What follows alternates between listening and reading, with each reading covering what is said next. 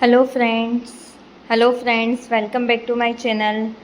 आज हमारे यहाँ वट सावित्री की पूजा की जाती है। ये पूजा पूर्णिमा में की जाती है, तो हमने उसके लिए ये पूरी थाली तैयार कर ली है। उसमें हमने आम रखे हैं, नारियल रखा है, कच्चा सूत रखा है, गेहूँ रखे हैं, रात को भिगोए हुए चने की दाल रखी है, सुहाग का सामान रखा है। पूरा सुहाग की चीज़ें आपको लेके जानी है, पूजा की पूरी चीज़ें आपको साथ में लेके जानी है इसमें।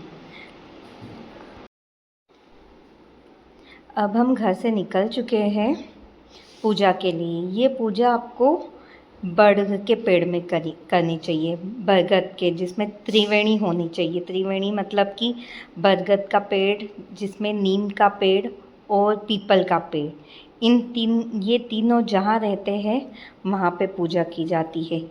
इसमें सबसे पहले हम गणेश जी बनाते हैं वहाँ पे उसके नीचे, और गौरी माता बनाते हैं। तो हम सबसे पहले पानी से उस जगह को अच्छे से लीप देंगे, मतलब उसमें अच्छे से उस जगह को क्लीन कर देंगे। क्लीन करने के बाद हम अच्छे से उसमें एक स्वास्तिक बनाएंगे। आप हल्दी कुमकुम से बना सकते हो, और उस स्वास्तिक की आपको पूजा करनी है।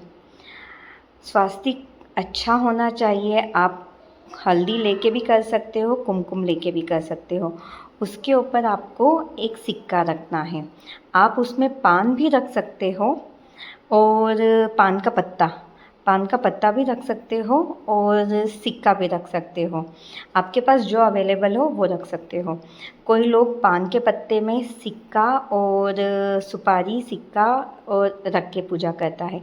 हमने यहाँ पे एक 1 रुपये का सिक्का लिया है, उस पे सुपारी रखी है, और 5 उसे गणेश जी का रूप माना है, और 5 पत्थर लिए हैं, उसे गोरा माता पार्वती जी का रूप माना है। फिर हमने उनकी अच्छे से कंकु चावल से पूजा करी, उन्हें कलावे के रूप में वस्त्र अर्पित किए, दीपक लगाया। उसके बाद आप 5 से 7 आम उन्हें चढ़ा सकते हो। आप उसमें 7 आम चढ़ाए थे, जिसमें से हमें 2 आम उस पेड़ के नीचे त्रिवेणी के ऊपर चढ़ा के आने हैं, और 5 आम को हमें दान करना है सुहागन औरतों को। उसमें आपको गेहूँ चढ़ाना का बहुत महत्व है। गेहूँ के साथ आपको चने की दाल चढ़ाना चाहिए, और जब भी आप आम चढ़ाए तो आम के साथ आपको चने की दाल भी चढ़ाना ज़रूरी रहता है। ये पूजा के बाद हम दीपक जलाते हैं। दीपक जला के माता जी की आरती करते हैं, नॉर्मली ऐसे घुमाते हैं। उसके बाद जो हम सुहाग का पूड़ा लाए थे, तो ये पूजा आपको पता है किस लिए की जाती है? पति की लंबी उम्र के लिए की जाती है। तो हम उनसे अच्छे से पूजा मतलब मानते हैं कि हमारे पति की उम्र लंबी हो, और फिर हम वो सुहाग का पूड़ा चढ़ाते हैं और नारियल चढ़ाते हैं। नारियल में आप कलावा बांध के एक सिक्का रख के आप चढ़ा सकते हो। उसके बाद आपको बीच में मैं बताना भूल गई थी आपको, पंचामृत जो बनाया है दूध, दही, घी, शक्कर का, आपको वो भी चढ़ाना है। वो आपको गणेश जी पे भी चढ़ाना है, और आपको वट के पेड़ पे भी चढ़ाना है।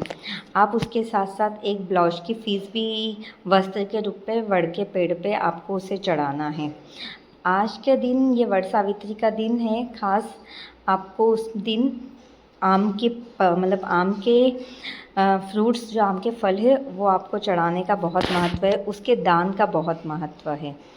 पूजा होने के बाद फिर आपको कच्चा सूत जो आता है, उससे आपको 7 बार, या कुछ कई जगह 5 बार परिक्रमा करते हैं, कई जगह 7 बार परिक्रमा करते हैं। तो आपके यहाँ पे जिस तरीके से परिक्रमा करते हैं उसके हिसाब से आपको परिक्रमा करनी है। आपको क्लॉकवाइज डायरेक्शन में करनी है, मतलब जो घड़ी की दिशा है उस दिशा के हिसाब से आपको वो करना है।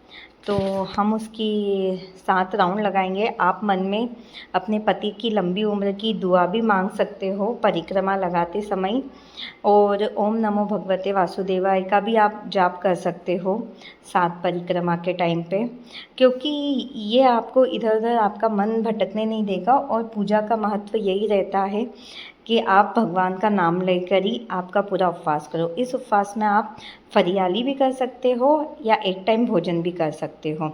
ये आपके ऊपर डिपेंड है कि आप कैसे रहना चाहते हो। मेरा ये है कि मैं एक टाइम भोजन करके ये उपवास करती हूँ। और ये पूजा होने के बाद आपको कथा पढ़नी रहती है।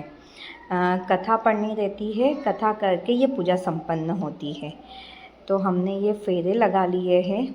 फेरे लगाने के बाद हमें फिर ये जो हमने आम लिए थे, ये आम और गेहूँ, सबसे पहले हमें औरतों को हल्दी कुमकुम लगाना रहता है। उन्हें हमको हल्दी कुमकुम लगा के उन्हें उनके जो आँचल है साड़ी का, दुपट्टे का, उसमें हमें हल्दी कुमकुम लगाने के बाद उनके आँचल में हमें एक आम और थोड़े से गेहूँ, मुट्ठी भर गेहूँ हमें देने हैं। ये जैसे आपने 7 आम चढ़ाए हैं तो उसमें से जो 2 आम तो आपने वड़ के पेड़ के नीचे रख दिए हैं, और जो 5 आम हैं वो आपको मतलब 5 सुहागनों को दान देना है। वो भी आपके मतलब इसीलिए कि हमारे पति की उम्र लंबी हो, स्वस्थ रहे, सुरक्षित रहे, तो उन्हें हमें दान करना है। उससे पहले आपको वट सावित्री की कथा पढ़ना ज़रूरी है। और ये कथा मतलब इस कथा में यही बताया गया है कि कैसे सावित्री जी अपने पति को यमराज से छीन के लेके आई थी, उनसे बचा के लेके आई थी। तो ये उपवास हर सुहागन को करना चाहिए अपने पति की लंबी उम्र के लिए और अखंड सौभाग्य के लिए।